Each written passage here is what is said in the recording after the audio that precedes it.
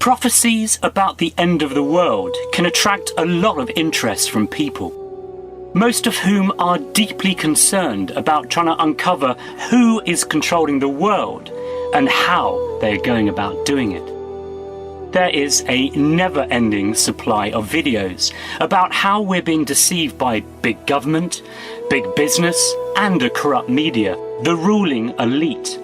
They feature everything from government cover-ups of UFOs to flat earth theories, from whether 9/11 was an inside job to who is the Antichrist.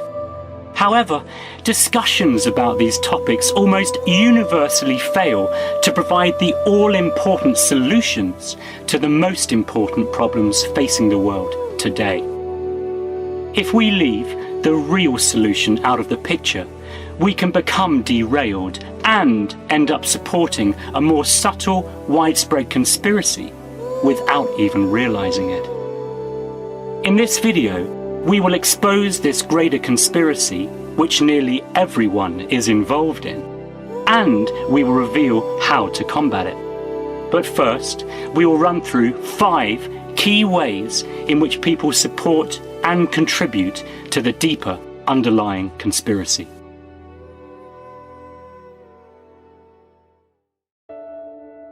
The first way that people support the conspiracy is through distraction.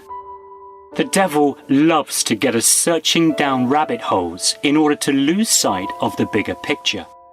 The result is that we invest time and energy in a misplaced pursuit rather than zeroing in on the real source of the problem. Sensationalism of any sort is, by its very nature, attractive. So people who are skilled at creating mystery, intrigue, or suspicion use it to sell various products or ideas. But be warned, in trying to get to the bottom of one theory, we can allow the wool to be pulled over our eyes about something far more relevant and important. There are many false flag operations, a preponderance of propaganda and misinformation that eventually becomes debunked or exposed as a hoax should get us to doubt the next bit of sensational truth that comes out. Consider the possibility that while you're investing a lot of time developing new theories, maybe the real truth is being lost or diluted beyond recognition. For example, many people became convinced that the world was going to end on the 1st of January 2000, or that there would be an alien invasion during the 2012 London Olympics, or that Obama was never going to vacate the White House, or more recently, that the rapture was going to happen on the 23rd of September 2017. Of course, at some point, major events will happen. But if we jump on the bandwagon of every announcement that gets made, we're only going to end up losing focus and losing credibility. It is common to hear conspiracy theorists talking about the truth being hidden in plain sight. However, most of these same people fail to recognize the real truth being hidden from the masses. Keep watching to find out what this is.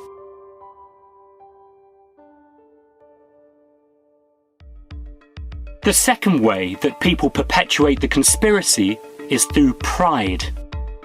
The prophet Daniel was told that even to the time of the end, many shall run to and fro, and knowledge shall be increased. Daniel's prophecy supports a prediction that the Apostle Paul made about people in the end times being ever learning and never able to come to the knowledge of the truth. Often, when conspiracy theorists discuss their ideas, it can sound like a competition to outdo the next person with some new piece of information that they've just learned. It's not uncommon to be asked something like, "Haven't you heard that the government is poisoning the public through chemtrails, or by putting fluoride in our drinking water?"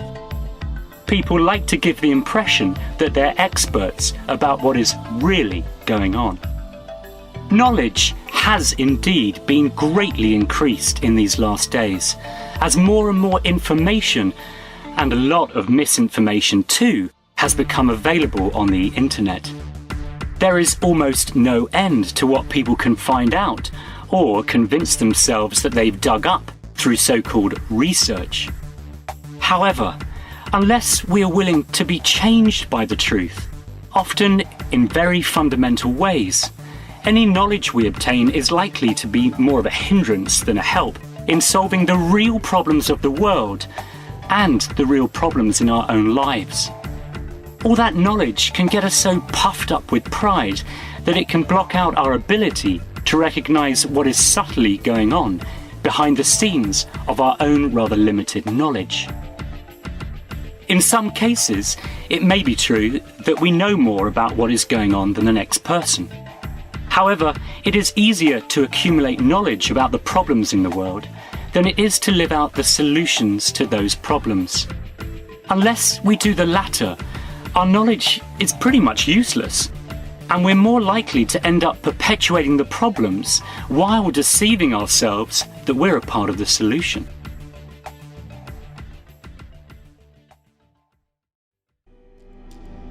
The third way people can support the conspiracy is through fear. Knowledge carries with it great responsibility, and if we don't use it responsibly, we once again become a part of the deeper problem.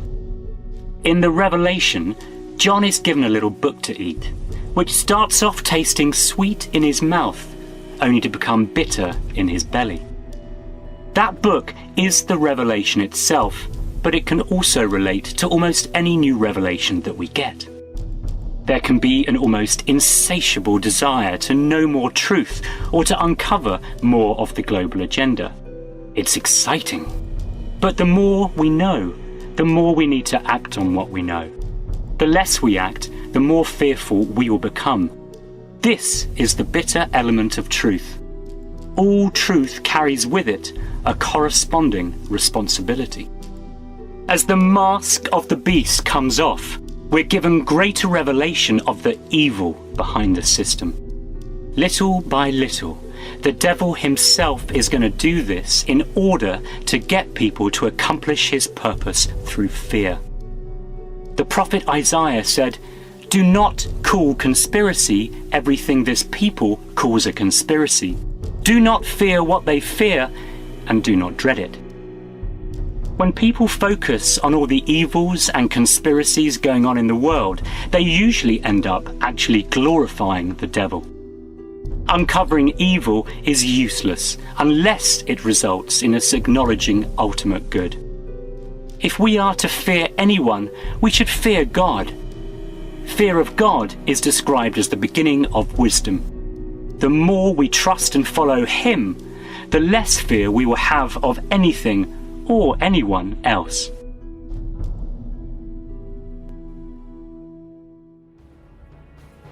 The fourth way we can support the conspiracy is through hatred.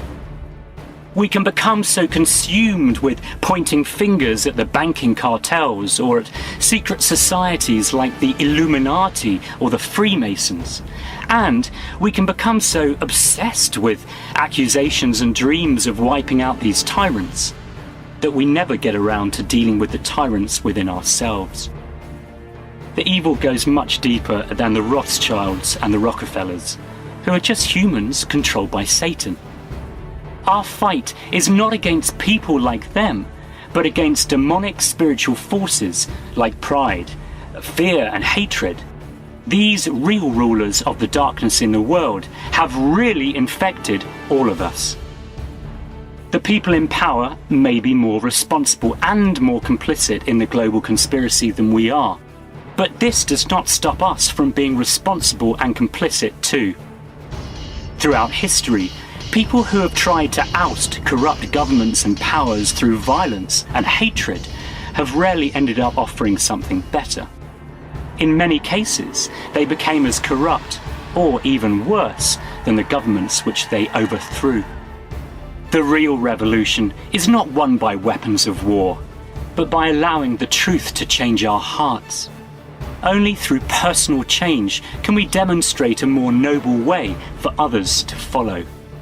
We may well be killed in our attempts, but at least we will have saved our own souls in the process. what may look like failure on an earthly level will be triumph in the spiritual realm.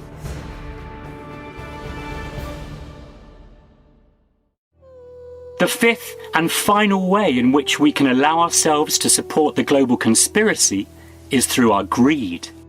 This universal problem is the source of the other four ways in which we all contribute to the real conspiracy. It is our individual greed that really creates corporate greed, government corruption, and media distortions of truth. The responsibility extends to all who put their hope in money to find happiness or to solve the world's problems. Corruption at an international level is only a reflection of the corruption that exists in the most mundane activities of those who work for money and those who fuel the lie that we need money to make the world go round. In the Sermon on the Mount, Jesus painted a picture of the kingdom of heaven versus the systems of man. Birds don't have jobs, and flowers don't make clothes, and yet God cares for them. If we will build God's kingdom, He will care for us, but we have to do it His way. This is the truth that almost no one wants to hear. The greatest conspiracy of all time is a conspiracy against Jesus and what He taught. And the reason for such widespread opposition against Jesus is because He challenged the root of all evil head on. He said, we can't work for God and money at the same time. He asks His followers to sell everything they own and to give the proceeds to the poor. And He said that real treasure can only be found in humble, faithful service to God and others. It is not surprising that Jesus said that anyone who exposes the conspiracy by teaching such truths will be hated by everyone. Those in power will hate us because what we are teaching is truly revolutionary. It destabilizes their power base and their own selfish interests. Atheists will hate us for just mentioning God and Jesus. The majority of churchgoers will hate us for exposing their religious hypocrisy. And most conspiracy theorists and other alternative types will hate us because it exposes their unwillingness to confront the root of all evil in their own lives.